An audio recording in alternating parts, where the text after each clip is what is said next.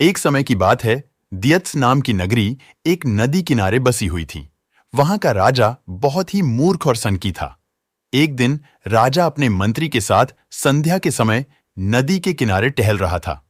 तभी उसने मंत्री से पूछा, मंत्री बताओ, यह नदी किस दिशा की ओर और कहां बहकर जाती है?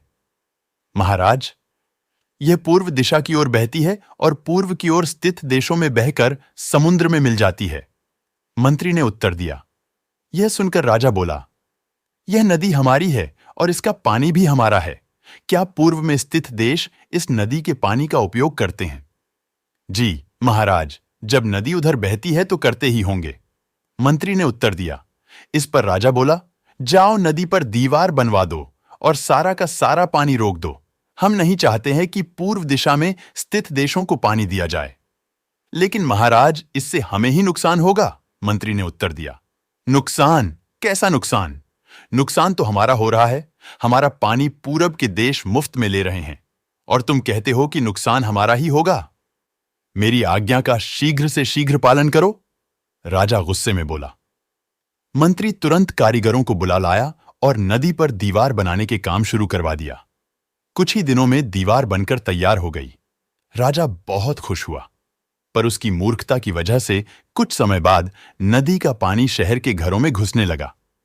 लोग अपनी परेशानी लेकर मंत्री के पास आए। मंत्री ने उन्हें आश्वासन दिया कि वह सब कुछ ठीक कर देगा। मंत्री ने एक योजना बनाई।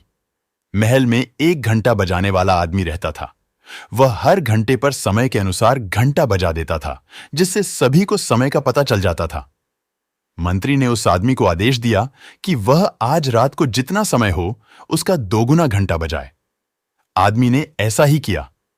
जब रात के 3 बजे तो उसने 6 बार घंटा बजाया, जिसका अर्थ था कि सुबह के 6 बज गए हैं। घंटा बजते ही सभी लोग उठ गए। राजा भी उठ गया और बाहर आ गया। वहां पर मंत्री मौजूद था। राजा ने मंत्री से पूछा, मंत्री, अभी तक सुबह नहीं हुई है क्या? और सूरज अभी तक निकला क्यों नहीं है? मंत्री ने उत्तर दिया, महाराज, सुबह तो हो चुकी है, परंतु सूरज नहीं निकला है, क्योंकि सूरज पूरब की ओर से निकलता है। शायद पूरब के देशों ने सूरज को रोक दिया है, क्योंकि हमने उनका पानी रोक दिया था। इसीलिए अब हमारे राज्य में कभी सूरज नहीं निकलेगा। राजा बहुत चिंतित हुआ और बोला, क्या अब कभी भी हमारे देश में सूरज नहीं निकलेगा? हम सब अंधकार में कैसे रहेंगे? इसका उपाय बताओ मंत्री। महाराज, यदि आप नदी का पानी छोड़ दें तो शायद वे भी सूरज छोड़ देंगे, मंत्री ने उत्तर दिया। राजा ने तुरंत मंत्री को हुक्म दिया कि वह नदी पर बनाई गई दीवार को तुड़वाए।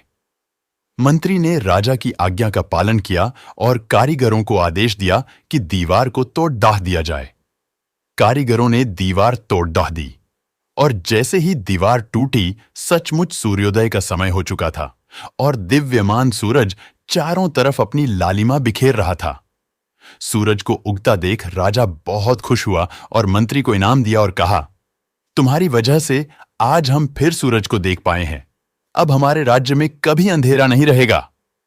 मंत्री ने मासूम सा मुंह बनाकर जवाब दिया, महाराज, यह तो मेरा फर्ज था।